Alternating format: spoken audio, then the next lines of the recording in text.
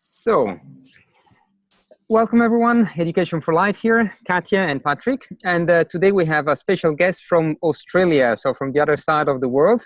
And her name is Aimee Rachel. Welcome, Aimee. Hi. Thanks for being with us. Thank you for being with us. So, we will dig and dive deep into natural birth because it's a theme that we have particularly dear to us. And we think is the very root of a good education. So what we're going to be asking you, first of all, is maybe to introduce yourself a little bit and tell us who you are, how many children you have. You have many, some more than us, so many children. At what age did you have your children? And add anything relevant about your birthing experiences, please.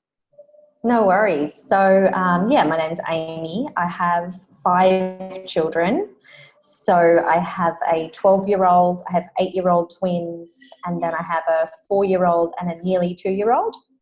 So the first child was born actually in Switzerland, and I really wanted a natural birth. I wanted a home birth. My mum had had a child. It did end up being she had a stillborn, but she had had a child just a year before. And she had planned a home birth, so I was aware of that. I think that's why I must have been aware of it. And I was making quite natural choices. I was only 19 when I fell pregnant, but I knew I wanted a natural birth. But unfortunately, my insurance wouldn't cover. Sorry, Aimee, because the connection is quite poor, I think. So okay. My end. Now you're back. Now you're back. Yeah. Yeah. So I got to the insurance not covering the birth. Yes. So I had a midwife who treated me or saw me throughout the pregnancy. Yeah. And then when I went into labour, she met me there. We used a birthing suite, and then we went back home and continued. So you're saying she met you there? What do you mean by there? In a hospital, in a clinic? So she met me at the hospital, yeah, okay. And we just used the hospital space. All right, but you had a natural birth, right? But I had a natural birth, at least for my understanding at that time, that was a natural birth. Now when I look back, I can see that even she, with good intentions, did intervene and did sort of crush my confidence. So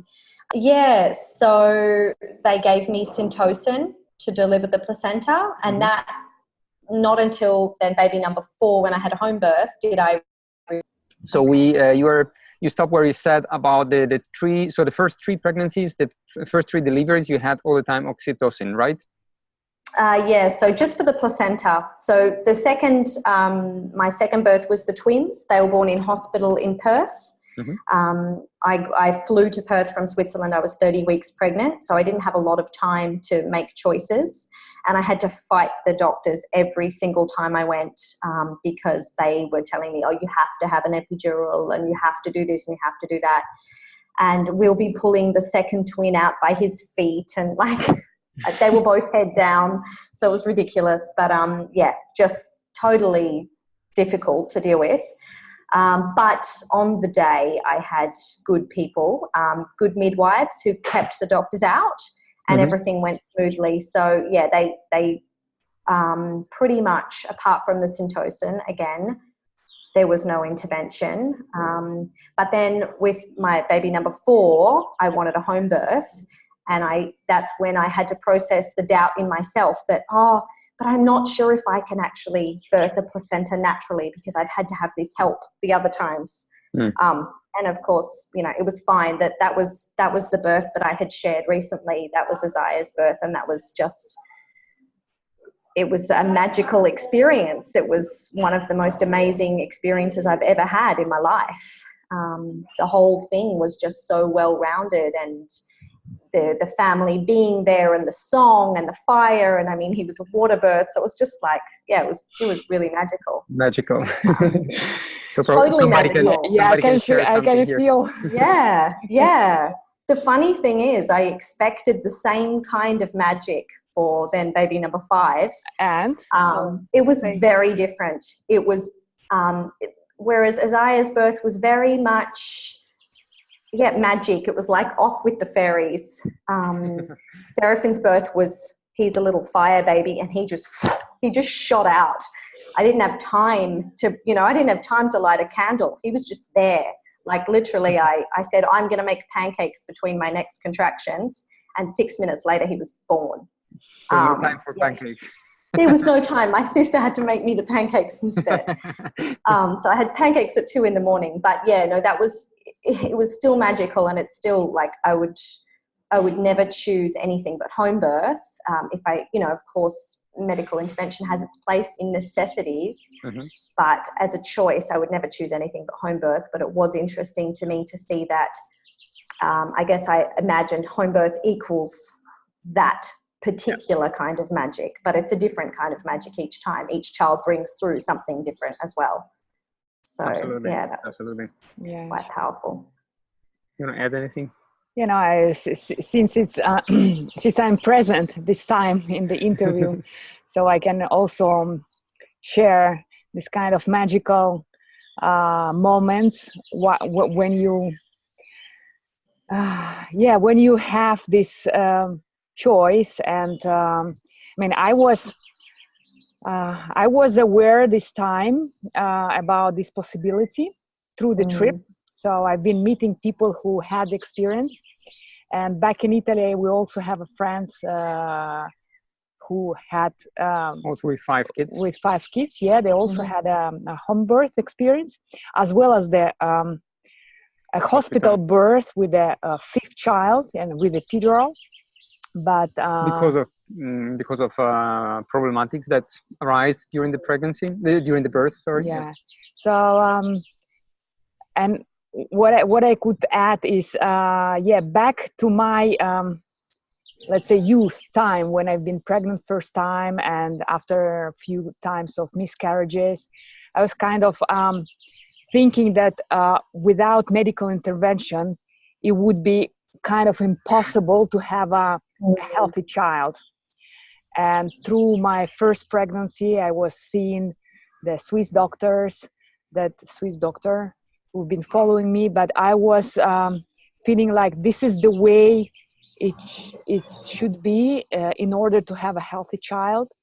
And I kind of gave up my natural intentions, because I was actually very much fearful that if something will go wrong, I might not manage alone, So I was young, and I was in the completely new country for me. So I was thinking, this is the way it should be. This is the way to have a healthy child and no complication, let's say. But with the 3rd child, I was kind of forced through the travel to experience the trust in yourself, in your partner, and in your body, and in the child as well, in the baby that is going to come in this world, and is definitely choosing the way he should or she should arrive, and you have to accept the different magics that will come with, and our birth experience, home birth experience, was a just really magical thing, from the time I said, now I'm ready, let's do it together, I'm ready to welcome you, and to do it with you. In 2 hours the child was born, and Wow. Being back with my first birth, I was induced with oxytocin, and I was kind of stuck in that bed with a belt that monitors a child. And I was anyway kind of lucky that I've been ready to deliver naturally. So my cervix been opened. But I know so many cases, and I read so many cases, that even through this procedure, the end of the story is the cesarean section. So I was thinking back, I said, wow, it's anyway, I've been lucky at that time to go through natural, let's say, vaginal birth of the child with no complication. And but it's nothing compared with with you being home with your family, and let the nature do its job, you know. Yeah. Do and create this magic, you know, in the very friendly environment, and where you are the protagonist of this story, you and your baby and your family. And I think it's something that empowers women to face then the maternity in the different way. So I'm very thankful for that opportunity. I just wish that so many women will feel less fearful to face this option. And because it looks like more we go front with progress, you know, like we used to say, we're in industrial progress and technological progress, but we are really losing the connection, and the woman is tend to anyway to choose something, let's say, safe in our vision, you know, of a woman that would like to have surely healthy child, you know. And so I wish more younger couples, they are choosing the option of natural birth and preparing to this magic, because sometimes you need some time, you know, to break some walls in your head to accept magic to come. And to know it's an option. Exactly. I think a lot of people don't know. Absolutely. I think that the main point nowadays, that the medicine became so powerful and so omnipresent that like us as a young couple, we didn't even know there was an option. I mean, we thought, or we heard about natural birth or home birth, even like something that happens in extreme cases where you don't get in time to the hospital eventually. We didn't even consider it as an option because I don't know, we probably see it like something from the past. And that's the thing, that of course it's something from the past, and it's always been done so because it's the right way. So we don't think so anymore. So from your perspective, because I think pretty much every woman is a little bit different, has a little bit different experience, of course. So what's the main reason you think why women are so scared about natural birth? I mean, it happens, you know, in the public with other people to talk about natural birth with people that don't know anything, let's say, about it. So why do you think they are so scared? And mainly the reaction that I see and I can hear is that no way you're going to have a natural birth because birth is in the hospital. So why you think women lost so much the connection and the trust in themselves? I think the trust has shifted. The trust has shifted from us. You know, we're not around birth. We don't, as a child, most likely, you know, most of us didn't watch our siblings be born, or haven't seen cousins, or, you know, haven't experienced it. So the trust has shifted away from me and my family and my inner knowledge, and it's shifted to my doctor or my midwife or whatever it is. And I think that happens. I think that's just, you know, it's like schooling. It's just a natural progression that we keep being taught to put our trust outside of ourselves. And then what do you do when you get that pregnancy test and you've never been through that before? You know, what do? You've got films maybe to fall back on if you have a strong support network. Like, you know, I was in another country from my mother, but I at least had that experience quite fresh, that she was going to have a home birth. And at the time, obviously, you know, I didn't really think anything of it. But as soon as I was pregnant, it was an option. I knew it existed.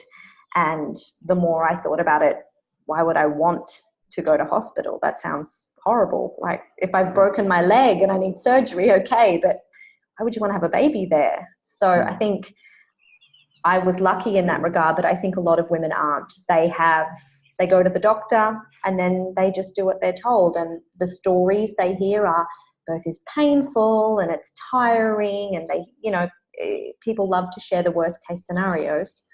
And so that's what we have as a reference point, is all of the all the bad stuff that can happen. Absolutely. Yeah. And that's why I'm asking you, because it's, again, I think, and that's why we are, probably some people are asking themselves why education for life when we put birth into it.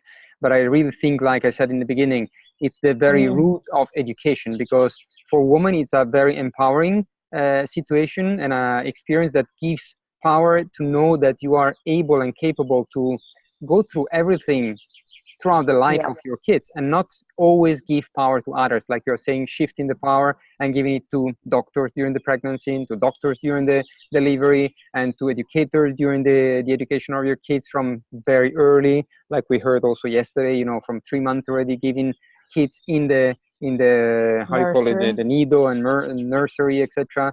So I think we're giving too much power to labels nowadays. So whoever has a label, he's in charge and he knows better. So that's very much exactly. So that's very much, and especially when it comes to natural things like birth and pregnancy and education, it shouldn't be like this, but unfortunately it is like this nowadays. So it's the right word to say there is a shift, and there is a shift in our head.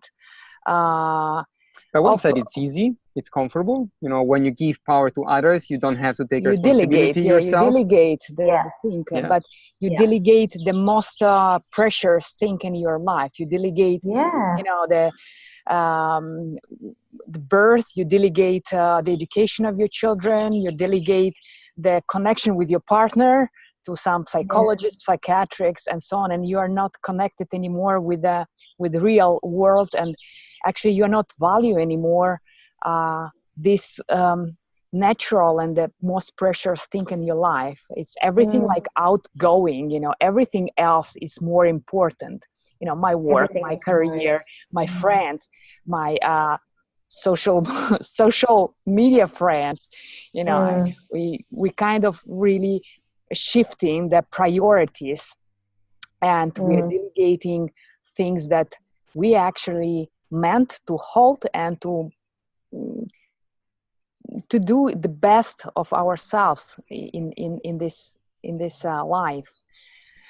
So it's like Patrik said, for us, birth and it's become a very root of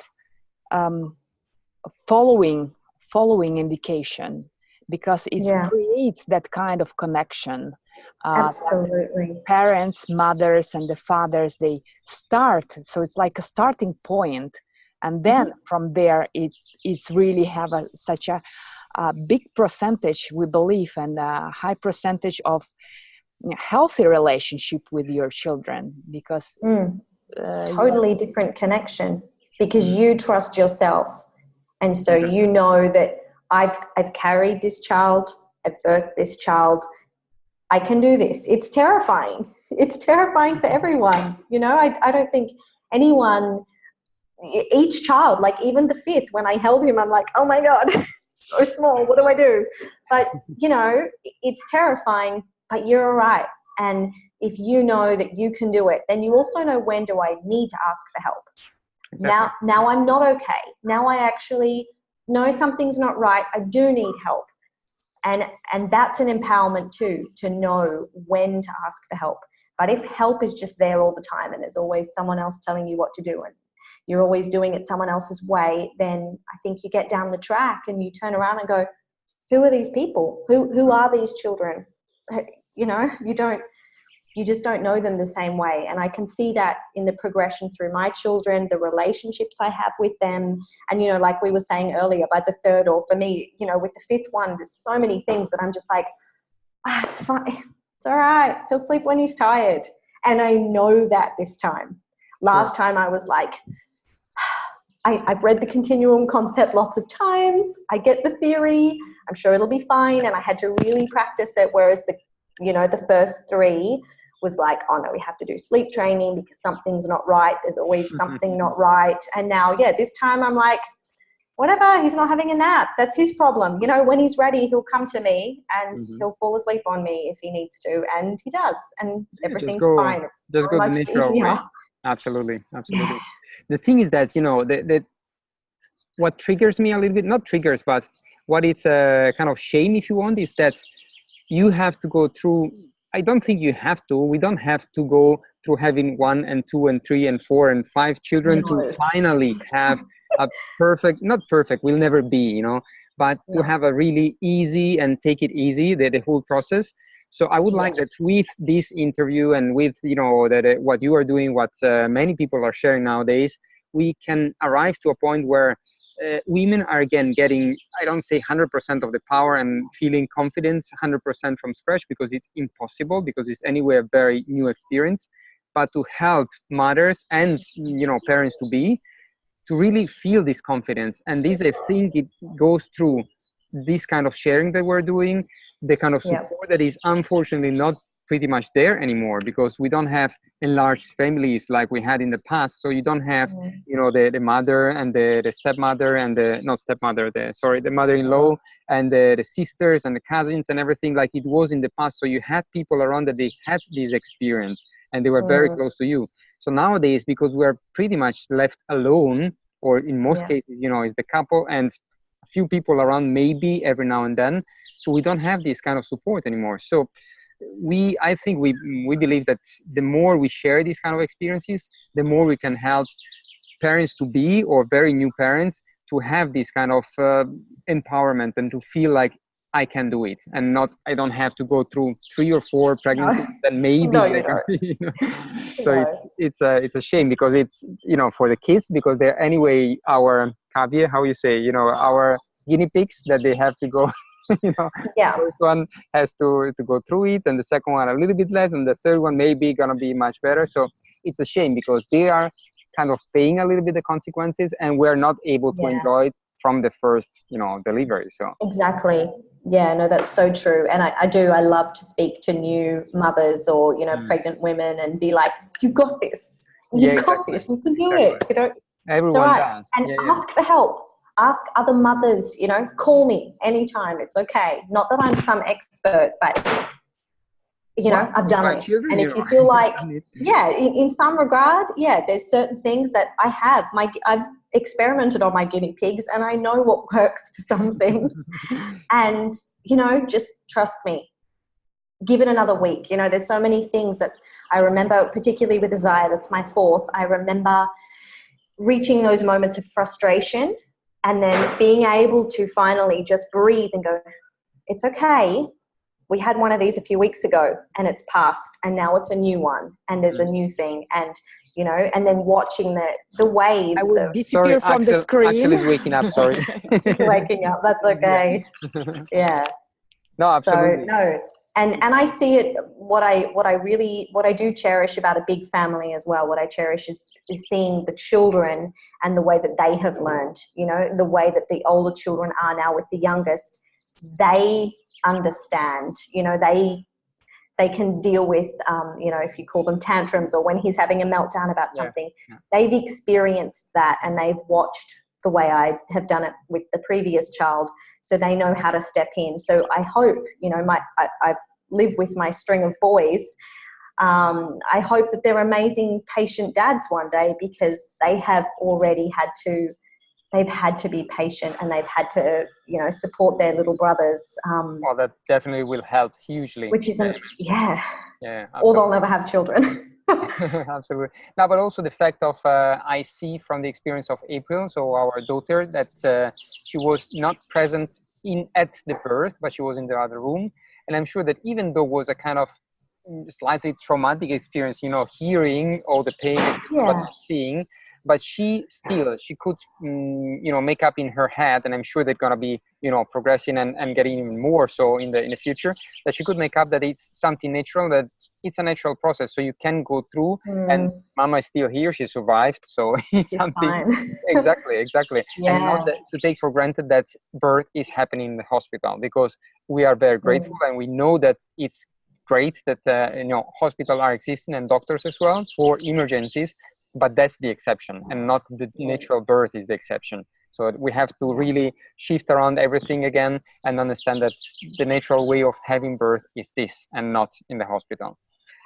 So we have been talking quite a lot already, so I hope people are following us until here. I would like very much to have you one next time to talk about natural upbringing and education, because it's something, of course, that you have experienced as well, having 5 kids and knowing that you have been upbringing them in a quite particular way, especially in the context of, what is natural nowadays, which is not exactly what is the natural way.